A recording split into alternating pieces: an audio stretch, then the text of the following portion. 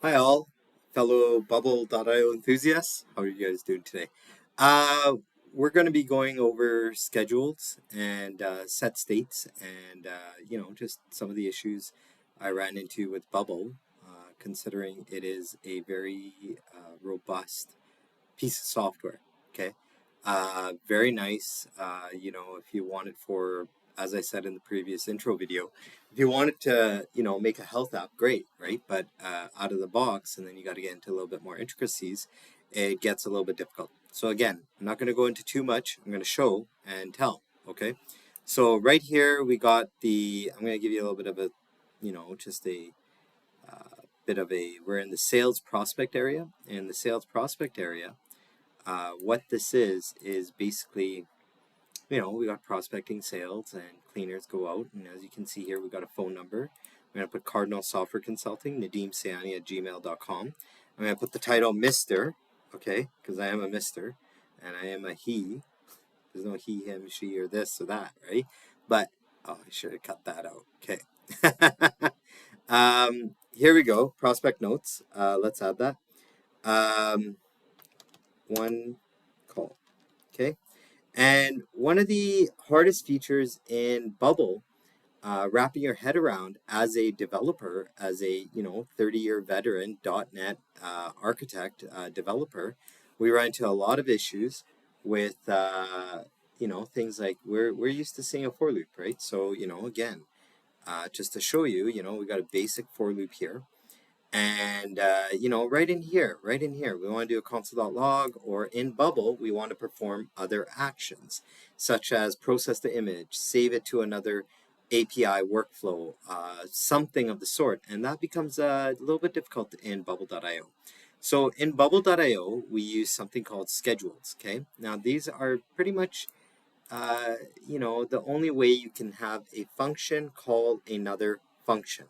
Okay, and it uses backend workflows, right? So you want to iterate through a list or an array or a list in this instance. And for example, here to give you some context, we are going to upload some files, right?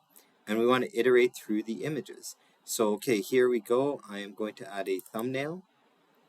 Okay, there we go. As you can see, we got a thumbnail in the list. Okay, this was quite easy to do, not very difficult. However, here we go. Okay, good, great, we got one. Now we're going into the Bubble editor, and let's go into here, and let's put first we're going to, okay, so you can see here we got a CRM called Method, and Method has an API, it's Method CRM. They have an API, great CRM piece of software, and I was running into a lot of issues on this, right? To the point where now, in essence, as well, so we create a new customer lead. We get a contact lead by the record. Over here, I had to actually grab the raw body text to grab the entity record ID. Inside Method CRM, there is an entity record ID and a record ID. So there's quite a differentiation, as you can tell, an entity versus a record ID, the subset of an entity record, right? Entity record being the global record ID. So over there, we were able to grab the record ID. And over here, this is where we actually get into schedule. Schedule API workflow process. And let me get into that. So right in here, we can't really, we go here, type of things, image, right? We got a selection of other things. Image is just basically a basic image, right? What did we upload right now? We upload an image. Then we go a list to run on, and we go to the group inquiries temp images. So now the group inquiry is right over here. This whole form itself is under the group inquiry, and I will show you that right here. And if we go here, we look at the group inquiry right there. And as you can see right there, upload file, uploaded, and this is exactly where we're heading into, okay? Just to give you a little bit of background on that. Then we actually go to process images. This is an API workflow. Now I'll get into that into just a minute, okay? But what we're going to have is this image, because we're going to process the image, and the record ID and the entity record ID, as I mentioned earlier and previously. We're going to ignore privacy rules when running the workflow, and we're going to schedule it. Now, Bubble's biggest feature is it becomes so fast that it literally could skip it if you don't add a delay of interval of 3 seconds or 5 seconds. You know, it's not hard to do underneath the hood, but you know, that's what we got now with Bubble. Okay, so over here, let me go into the backend workflows. So the API workflow is so as you can see, we got a list here, and we're going to call a API workflow. Now, generally, we couldn't do this before inside a set state screen, right? As you can see here, we got a value, we got a screen. We add the value to something called a state in a for loop. Sorry.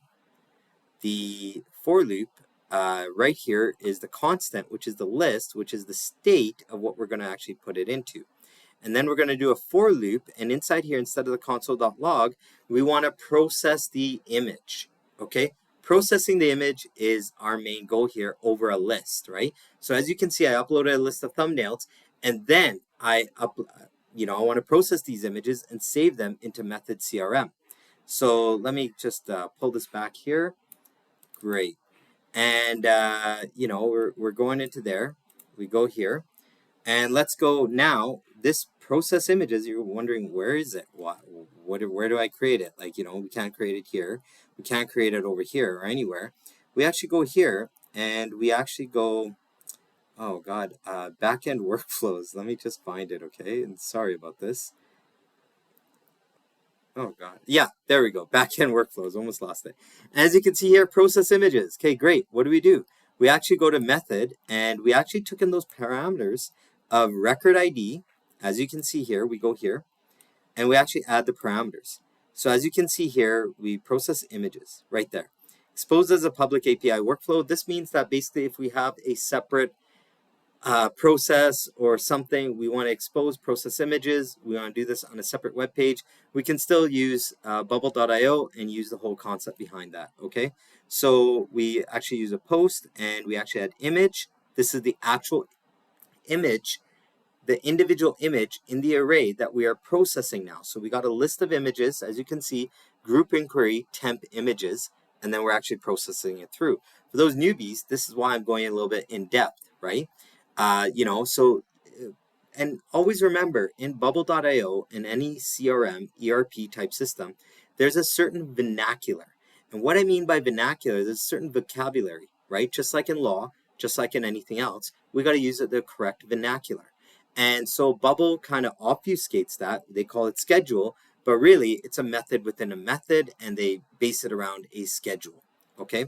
So it's a separate vernacular, but this is kind of how we process a list and how we can have a list in a for loop, a list and then a for loop and then process the images in there. And we're actually passing in the image, the record ID, and the entity record ID, as you can see here. Then we actually upload, okay, the actual image. And in that image, we have the dynamic link and the URL. So as you can see here, the image is URL that was passed in here because this is an image. So we got file upload, contacts, record ID, and no attached to the email.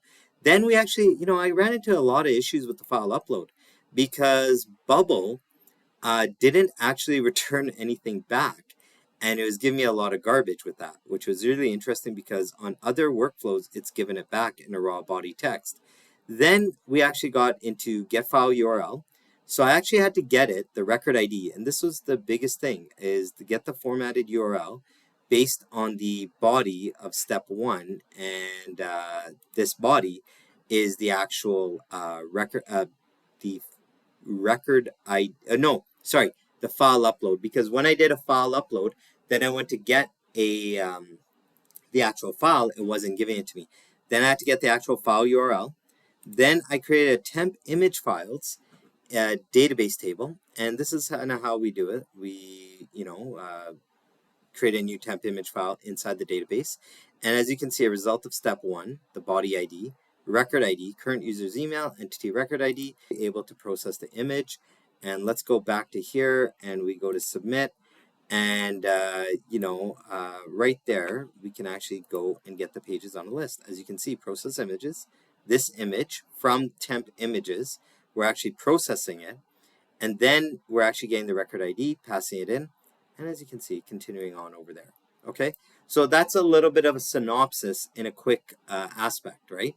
I'm going to elaborate more on this, right? Going down the pipeline here in the next video. And, the rest wasn't that bad. The biggest issue I ran into with bubble.io is it was doing a double postback. And so basically what that means is, when we go here, we refresh the page after submit, that's called a postback.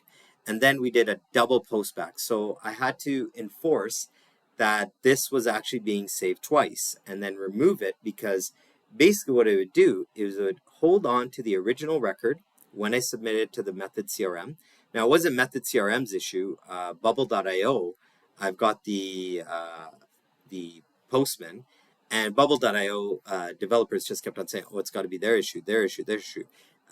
But again, they're very busy, they're very helpful, but at the same token, there's a lot of deficiencies in the underneath the hood. But there are workarounds, right? And those workarounds come from a guy like me, hey, how do we work around this? How do we work around that? One of the things I'm running into right now is the workaround for the BDK deployment. And the BDK deployment has some issues with its GPS location and asking permission, and they refused to fix it and said, oh, it's because you're using other REST methods. I tested it. I'm a seasoned developer. I know what I'm talking about. And, it took them I think about 8 days to get back to me, and literally just a big waste of time with their support. So, getting the current location, getting the user's GPS, I was able to find a workaround using Bubble's internal GPS capabilities, and just basically getting the known location. And we had to use that for a lot of scheduling, because what we did was we did scheduling and bookings by location. So it's quite intrinsic and quite beautiful. But there are issues inside Bubble.io. I will be getting into it shortly here. But just keep that in mind, right? There are workarounds, right? And, you don't blame them. It's in its infancy. And what I'm saying is not that you're going to run into these issues and 20 million people are running into these issues. It's maybe, a couple of oddballs, like 20% edge cases for some reason. And when you haven't tested it out and you're releasing betas, it's really a lot of things up in the air. But again, Bubble support has been very helpful, very nice to deal with, and very proactive. I got to say, hands down, they're very similar to GoDaddy's CRM customer support, and I really was enthusiastic about working with Bubble. 30 years doing this, and the issues that I run into, they were actually really fun. They were fun, right? Now, without further ado, I'll let that go. So don't forget, you got a list. You got a list, and then you're trying to, have workflows in the back end based on this list, just like a for loop. And this is how you deal with a for loop full of items and arrays and things in the list or whatever not. Okay, have a good day. Signing off, and look forward to the next video. I'll be wearing the same shirt and tie, I think, and let's do that again. Okay, take care.